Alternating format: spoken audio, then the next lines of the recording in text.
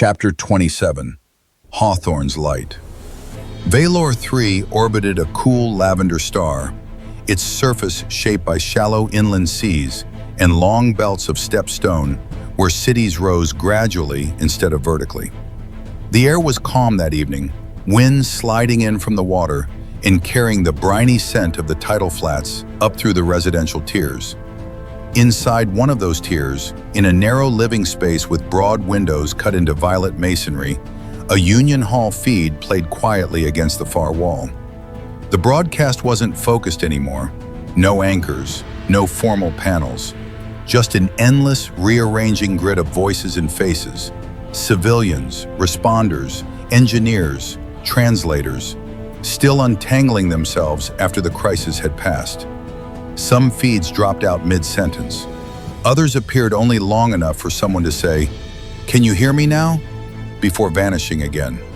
President Hawthorne appeared in the feed now and then, never centered.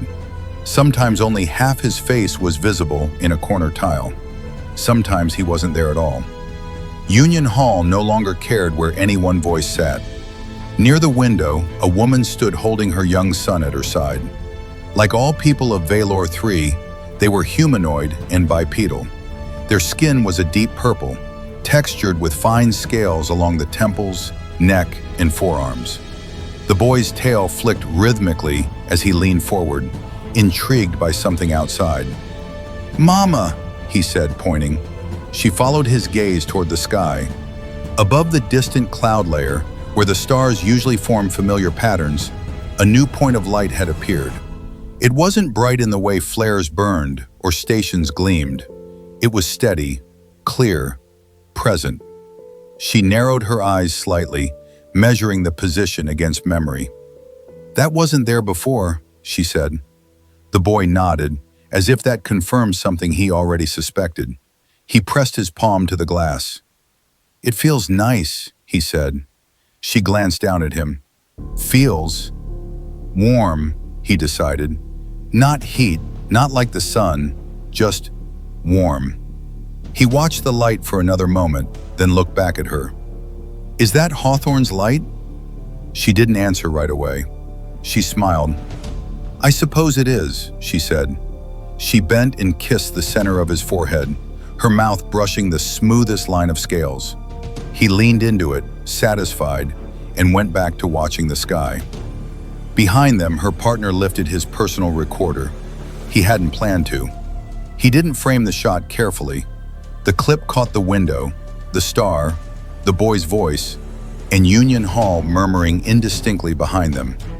He uploaded it a few minutes later with no caption. Union Hall accepted it like everything else, quietly at first. A handful of viewers paused when it played. Someone responded with a simple text reply. "Mine asked something similar." Another comment followed. "We can see it from here too." A third. "Is it supposed to feel like that?" More clips appeared. Different skies, different worlds, station portholes, ship canopies, open plains, dense cities. The same new star, visible from angles no one had ever charted. Someone reposted the Valor 3 video and added a line of text. "Is that Hawthorne's light?" The phrase stuck. Union Hall did what it always did next. Argued, suggested, refined. A string of alternative names appeared.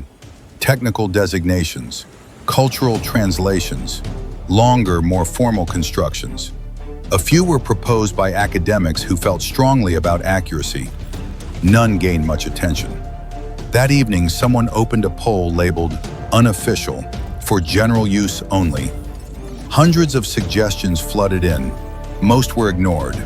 One option climbed faster than the others and never slowed. By the time moderators noticed the margin and considered pinning the poll, the result was already obvious. The poll was closed early. Union Hall's system log registered the outcome with typical understatement. Name in common use adopted. Hawthorne's light. Within a day, navigation overlays began using it automatically. Star tracking software updated without ceremony. Government registries followed suit, classifying the object under the designation already being used by pilots, miners, and school teachers. No formal announcement was made. Weeks later, during a routine public question session, someone asked President Hawthorne what he thought about a star bearing his name. He paused, then nodded. "I'm honored the galaxy chose it," he said. He considered for a moment, then added, "But I think it matters more that a child named it first." The answer was shared widely. On Valor 3, the star remained visible night after night. The boy grew used to it. It became part of the sky he learned by memory, no different from the others, except that it never felt cold. For the first time in a very long time, the galaxy shared something simple and uncontested. Not a signal, not a warning, not a threat, a light. Hawthorne's light.